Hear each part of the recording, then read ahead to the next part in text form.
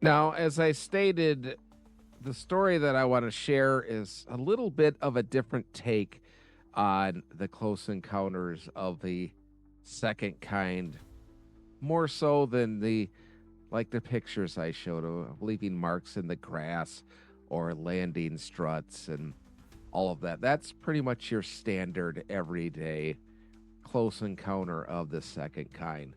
But there's another way, and I think the Cash Landrum story perfectly exemplifies exactly a sort of different twist on close encounters of the second kind. On the cold night of December 29, 1980, Betty Cash, Vicki Landrum, and Vicki's young grandson Colby were driving along a remote road near Dayton, Texas, when their lives changed forever. Suddenly, a blinding, fiery light appeared, illuminating the dark sky.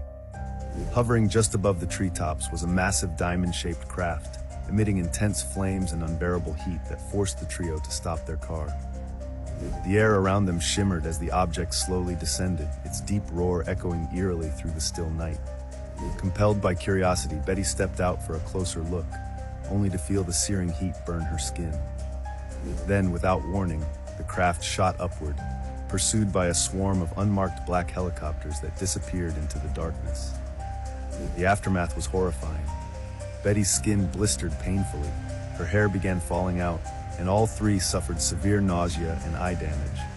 Their detailed and chilling account triggered investigations and endless speculation. Was it a secret military experiment, an alien encounter, or something far more sinister?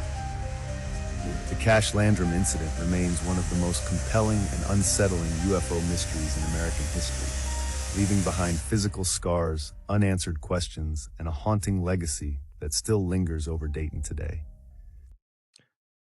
That clip did a great job giving you the cursory explanation of what exactly happened in the Cash Landrum incident.